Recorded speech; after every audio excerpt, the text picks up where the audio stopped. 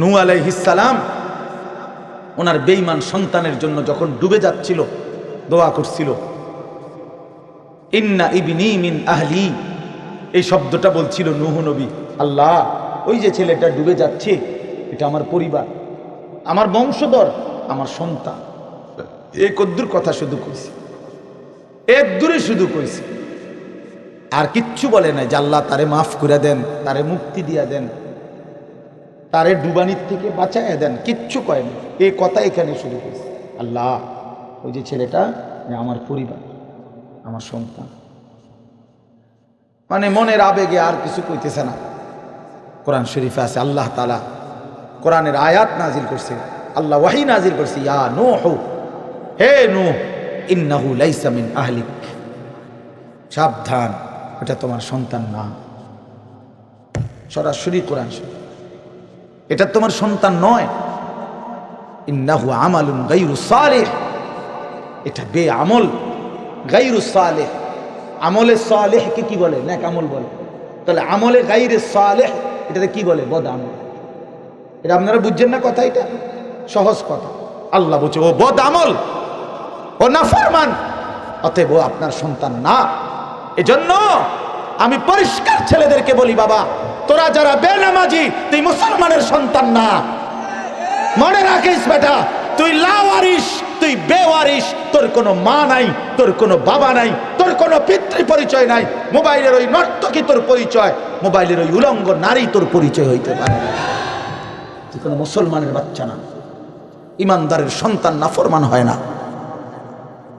মনে রাখো। দেখো নারী, দেখো আরো দেখো, 16 বছর বয়সেই এত নারী দেখে ফেললা, 18 বছর বয়সেই এত উলঙ্গ ছবি দেখে ফেললা, বাকি জিন্দেগি কি করবা? বাকি জীবনটা কি করবা? সব তো দেখেই লাইলা, সব তো দেখেই ফেললা, পৃথিবী তো ভোগে করে ফেললা। এবার লাথি দিয়া ফেরেশতা জাহান্নামে ফেলানো ছাড়া আর বাকি কি? সব তো দেখেই লাইলা।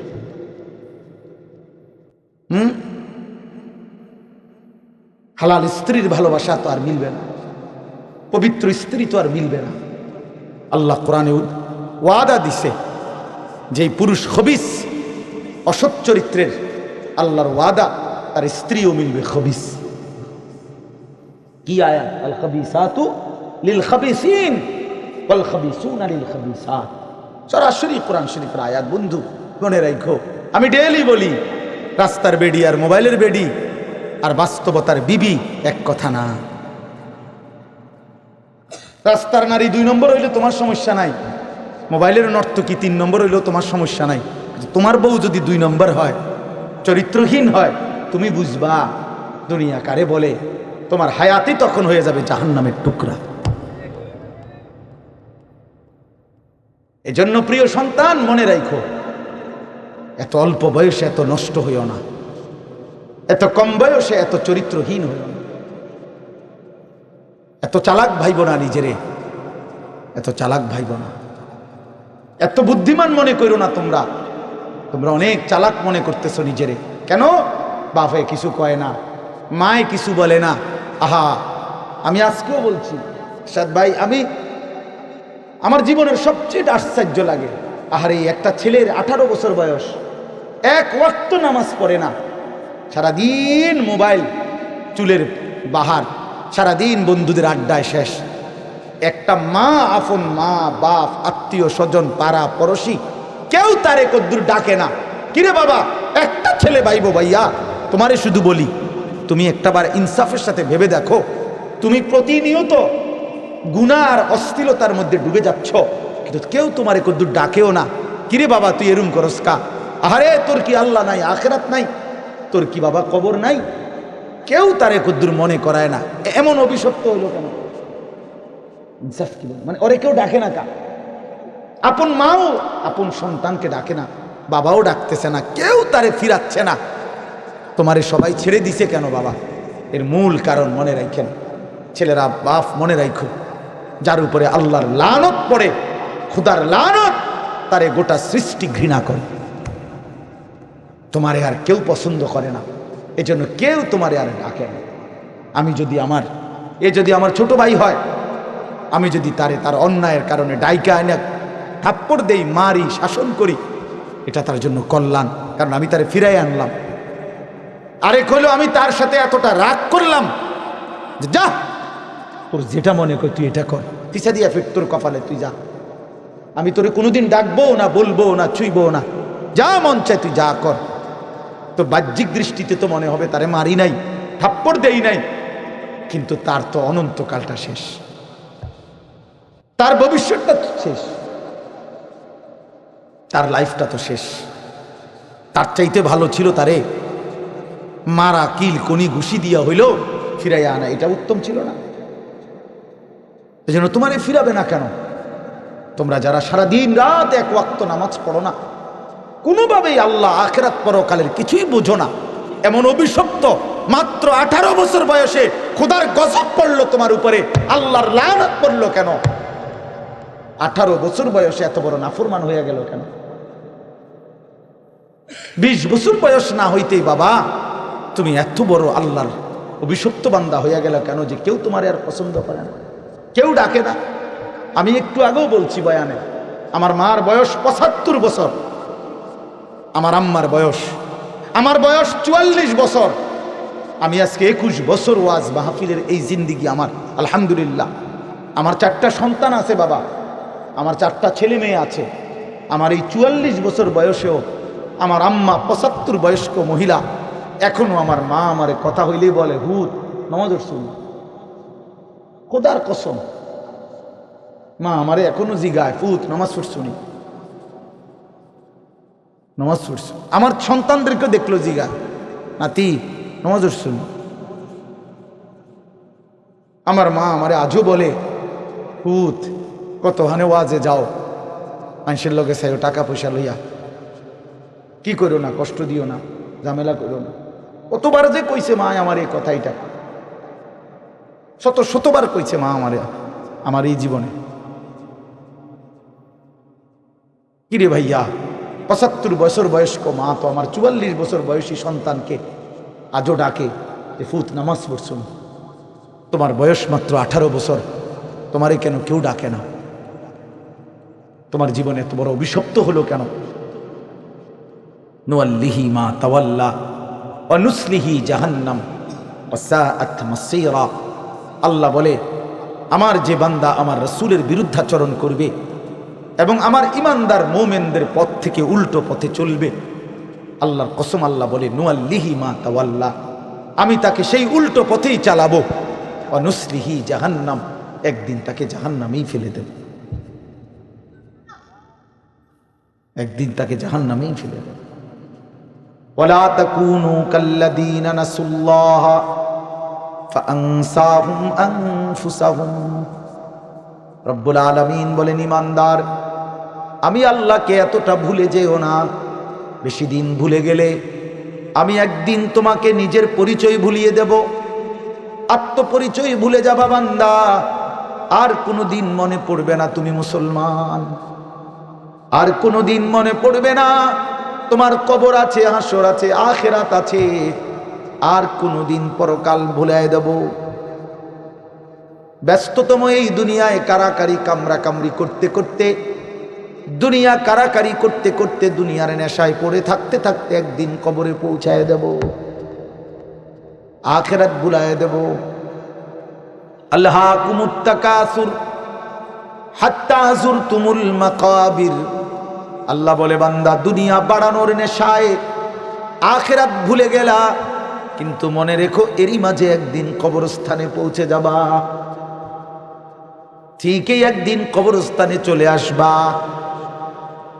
কাল্লা সাউফা তা'লামুন, সেদিন কবরে আসলেই আমি আল্লাহ তোমাকে বুঝিয়ে দেব আমার প্রতিটা নাফরমানির শাস্তি। এজন্য প্রিয় বন্ধু, আমার মূল বক্তব্য এবার ইনসাফের সাথে বুঝেন। সবাই আলহামদুলিল্লাহ মনোযোগী হয়েছেন, আমরা কম হই কিন্তু মনোযোগী হইছি। এই যে আন্তরিকতা নিয়ে এখন শুনতেছেন, এবার একবার এতক্ষণের ধমকা ধমকি, মূল মাকসাদ দোস্ত, খোদার কসম আমি কোনো কারোর সাথে ঝগড়া করে বসছি না, ঝগড়া করে বসছি ভাইয়া এমন তো না যে কারোর সাথে আমার কাজ যা ঝগড়া হয়েছে। এই এতগুলো ধমকের মাকসাদ তো ফিরাইতে চাই, তোমার বিবেক জাগাইতে চাই, ইমানদারের বিবেক জাগাইতে চাই। এই জন্য এতগুলো শক্ত কথা বললাম। অর্থ হইল দিলটা জাগুক, ইনসাফ আসুক, বিবেক আসুক, জাগুক। তো যদি আমরা বুঝি আমরা মুসলমান, আমরা মুমিন, তাইলে বাপ আমাদের জিন্দিগি আখিরাত, আমাদের জীবন দুনিয়া না। দুনিয়া আমাদেরকে অল্প সময়ের জন্য দেওয়া হয়েছে, মূলতই আমাদের যাবতীয় হাসি কান্না আনন্দ বেদনা, আমাদের জিন্দিগির যাবতীয় প্রস্তুতি খোদার কসম আখিরাতের জন্য। আখিরাতের জন্য আমাদের সত্যিকার অর্থে আমরা একটা মিনিট আমার শায়েখ আরিফ বিল্লাহ হাকিমুন নফস আল্লামা মুফতি মুশতাকুন নবী কাসিমি হুজুর আমার মাদ্রাসায় কয়দিন আগে বয়ান করছিলেন। 8ই ফেব্রুয়ারি আমি আমার মাদ্রাসায় কিশোর যুবক ছেলেদের জন্য আলাদা ইসলাহি মজলিসের আয়োজন করছিলাম বয়ানের। 16 বছর থেকে 30 বছর বয়সী, শুধু এই বয়সী ছেলেদের জন্য প্রায় 600 ছেলে উপস্থিত হয়েছিল। তখন হজরত বলছিলেন ওইখানে বয়ানে যে ভাইয়া আমাদের জিন্দিগি দুইটা, আমাদেরকে আমাদের আল্লাহ দুনিয়া ছাড়তে বলে নাই, আখিরাত ভুলতে বলে নাই, দুনিয়া বাদ দিতে বলে নাই। আল্লাহ ওয়ালা তানসা নসিবাকা মিনাদ দুনিয়া, আল্লাহ বলছে বান্দা দুনিয়া ভুলে যেও না। আমি বাজার ব্যবসা হাট ঘাট চাকরি ক্ষেত খামার স্ত্রী সন্তান ঘর পরিবার ঘুম আহার নিদ্রা আমি কোনোটাই বাদ দিতে বলি নাই বান্দা, ছাড়তে বলি নাই। আমি আল্লাহ তোমাদের জিন্দিগি বানাইছি দুইটা, একটা হলো দুনিয়া আর একটা হলো আখিরাত। দুনিয়া তুমি কর্ম করবা আর আখিরাতের জন্য আমল করবা। দুনিয়া কর্ম, আখিরাত তোমার ধর্ম। দুনিয়ার জন্য করবা কর্ম, আখিরাতের জন্য করবা ধর্ম। তো ধর্ম এবং কর্ম, কর্ম এবং ধর্ম মিলবে, তোমার গন্তব্য জান্নাতে হবে।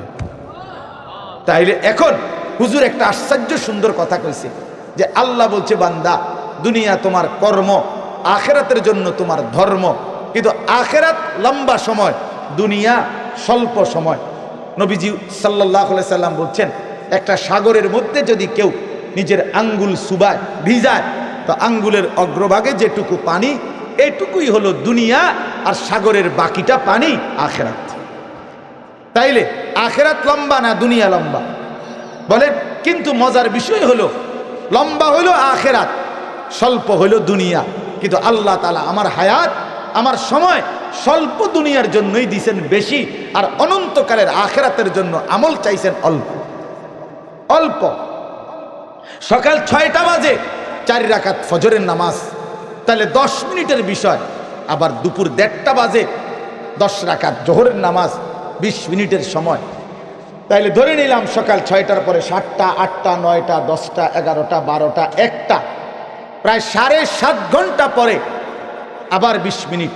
তাহলে সকালের 10 মিনিট আর দুপুরের 20 মিনিট, এই হলো 30 মিনিট মনে করেন আখিরাতের জন্য, আর 7.5 ঘন্টা আমার দুনিয়ার কর্মের জন্য। তাহলে স্বল্প সময়ের দুনিয়ার জন্য আমারে সুযোগ দিলেন বেশি, অনন্তকালের আখিরাতের জন্য আমলের জন্য চাইলেন আমার কাছে অল্প সময়। এটাও আল্লাহর জন্য আমরা দেব না? এটা ইনসাফ হইল? এটা বিবেকের দাবি হইল ভাইয়া? অতএব আমি অনুরোধ করছি মেহেরবানি করে আমরা ভাবতে শিখি। আর এই বাচ্চা লাগাই দিলেন কেন আপনারা, আবার নামাই দিলেন কেন? তাইলে শেষ, আমার কথা শেষ, আর অল্প একটু কথা। তাইলে আমি বলতে চাচ্ছি আমরা যদি বুদ্ধিমান হইতাম তাইলে দুনিয়া আমাদের সুন্দরী চলে, আখিরাত সাথে নিলে দুনিয়া লস হয় না। আখিরাত সাথে নিলে 5 ওয়াক্ত নামাজ যদি কেউ মজবুত সিদ্ধান্ত নেয়, এটা কঠিন কিছু না। হালাল উপার্জনের কেউ সিদ্ধান্ত নিলে এটা কঠিন কিছু না। চরিত্র হেফাজতের সিদ্ধান্ত নিলে খোদার কসম এটা কিছুই না। আল্লাহ তাআলা হাদিসে কুদসিতে আছে, ওয়াদা দিছে, কেউ যদি আমি আল্লাহর ভয়ে চোখ হেফাজত করে, আমি তার দিলের মধ্যে ইমানের এমন স্বাদ দেব যে নগদ ইমানের মজা সে পাইতে থাকবে। খোদার কসম এটা হাদিস। মান তারাকাহা মাখাফাতি আবদালতুহু ঈমানান ইয়াজিদু হালাওয়াতাহু ফি কলবি। তাহলে গুনাহ ছেড়ে দিলে, আল্লাহকে মেনে নিলে, আল্লাহর ইবাদত করিলে খুব কঠিন কিছু না, খুব কঠিন কিছু না। এই জন্য প্রিয় ভাই আমার, বাপ আমার, এই শেষ বেলায় আমি এই অনুরোধটাই করতে চাই, আমরা যদি বুঝি আখিরাত আমাদের জিন্দিগি, পরকালের জন্যই আমাদের প্রস্তুতি, তাইলে আমাদের প্রস্তুতির আখেরাত সাজাইবার সবচেয়ে সুন্দর সিজন, শ্রেষ্ঠতম মাস মাহে রমজান। মাহে রমজান আমাদের সামনে একদম মুখোমুখি, শাহরুর রমাদান, রমজান মাস। এই রমজান মাসটাকে কদর করার কথা আমি বলতে চাই, এটাই আমার শেষ আহ্বান। কেউ যদি বুঝি আমরা আমার আখেরাতি মূল, আমার দুনিয়া সামান্য, তাহলে আমাদের উচিত মাহে রমজানের প্রস্তুতি নেওয়া, মাহে রমজানের প্রস্তুতি নেওয়া। মাহে রমজান আল্লাহ নিজের এই যে প্যান্ডেল আপনারা সাজাইছেন সুন্দর করে মাহফিলের জন্য, খোদার কসম আল্লাহ তাআলা বলে, বান্দা রমজান আমি নিজ হাতে সাজিয়েছি আমার বান্দাকে জান্নাত দেওয়ার জন্য, জাহান্নাম থেকে বাঁচাবার জন্য। যদি বলি আল্লাহ কেমনে সাজাইলেন, আল্লাহ তাআলা বলেন, শুনো আমার সাজানোটা তোমরা শুনো। এক, আমি আল্লাহ জান্নাতের সব দুয়ার খুলে দিয়েছি। দুই, জাহান্নামের দরজাগুলো বন্ধ করে দিয়েছি। তিন, সমস্ত শয়তান এবং দুষ্ট জিন শেকলে বন্দি করে দিয়েছি। এবার আসো রমজানের ভিতরে আমি আল্লাহ তাআলা রমজানের প্রথম দশক রহমত দ্বারা সাজিয়েছি, মাঝের দশক মাগফিরাত দ্বারা সাজিয়েছি, শেষ দশক নাজাত দ্বারা সাজিয়েছি। এবার আসো ইবাদত, সারা বছরের ইবাদতের সাথে আমি আরো নতুন নতুন কতগুলো ইবাদত রমজানে যোগ করেছি। কি? এক মাসের পূর্ণ রোজা, এক মাসের পূর্ণ 20 রাকাত তারাবি, এক মাসের জন্য ইফতার, এক মাসের জন্য সাহারি। এই চারোটা ইবাদত, ইফতারও ইবাদত, সাহারিও ইবাদত। সাহারি বুঝুন তো না, রাত্রির খাবার। এরপরে রোজাটাও ইবাদত, এরপরে 20 রাকাত তারাবিও ইবাদত।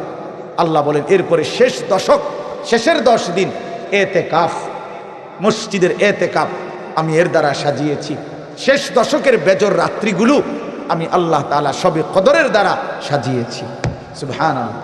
এরপরে আল্লাহ বলেন নেকির হিসাব, নেকির হিসাব হইল একটা নফল একটা ফরজের সমান, একটা ফরজ 70টা ফরজের সমান। একজন রোজাদারকে ইফতার করাইলে 3টা পুরস্কার, গুনাহ মাফ, জাহান্নাম থেকে মুক্তি, রোজাদারের সমপরিমাণ নেকি, সমপরিমাণ নেকি।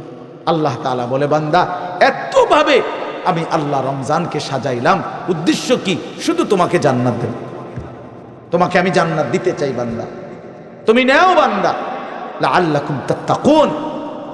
আল্লাহ বলছে 1 মাসে মুত্তাকি বানিয়ে দেব, 1 মাসে তুমি আমার গুনাহ ছেড়ে দাও, আমার একটা রমজান তুমি কদর করো বান্দা, আমি তোমারে মুত্তাকি বানিয়ে জান্নাতি বানিয়ে দেব। এই জন্য আল্লাহ বলছে শাহরু রমাদান, যে আয়াতটা আমি পড়েছি আল্লাহ নিজে রমজান মাস, এই শব্দ রমজান মাস আল্লাহ নিজে কোরআনে উল্লেখ করছে।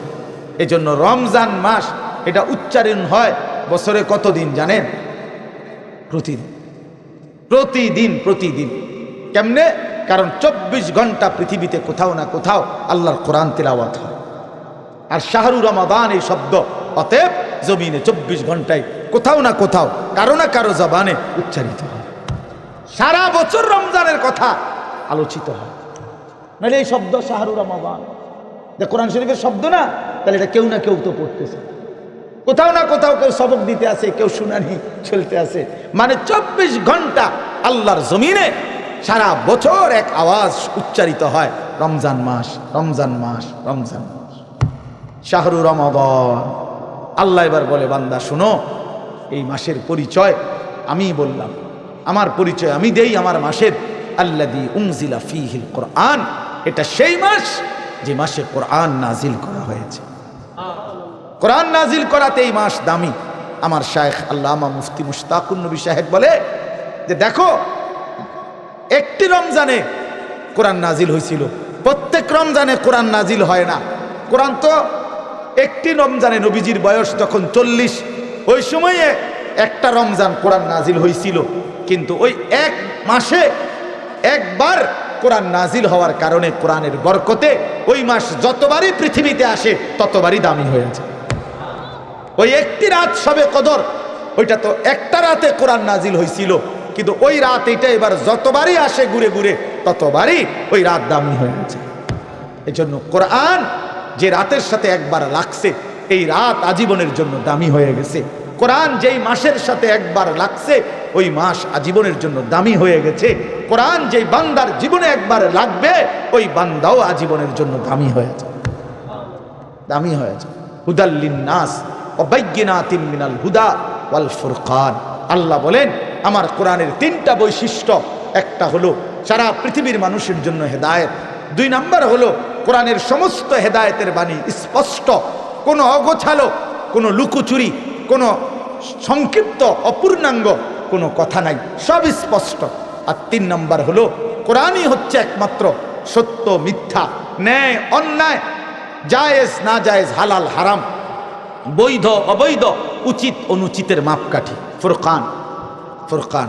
এজন্যই তোমরা যারা স্কুলে পড়ো, কলেজে পড়ো ভাইয়া, ইউনিভার্সিটিতে পড়ো, কোনো আপত্তি নাই, তবে এইটা মনে রাখো বন্ধু, কোরআনুল কারীমের জ্ঞান যে অর্জন করতে পারে নাই, কোরআন যে ধরতে পারে নাই, কোরআন যে ছুঁইতে পারে নাই, তুমি ন্যায় অন্যায় চিনো নাই, সত্য মিথ্যা তোমার কাছে স্পষ্ট না।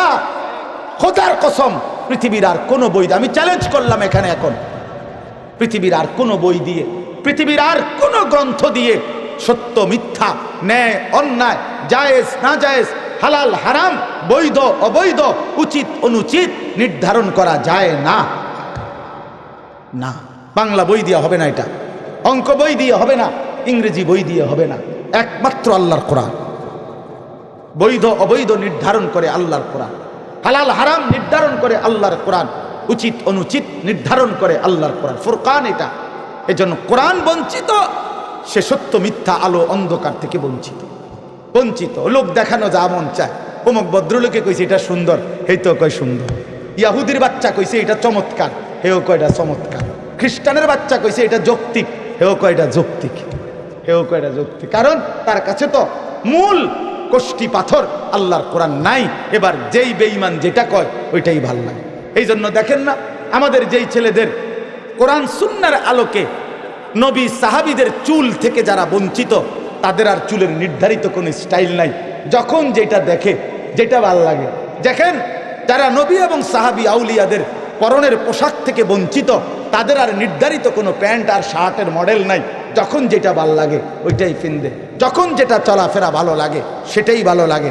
তার মানে আল্লাহ থেকে বঞ্চিত, রাসূল থেকে বঞ্চিত, তো সে সত্য সঠিক ইনসাফ ন্যায়পরায়ণতা থেকে বঞ্চিত, বঞ্চিত।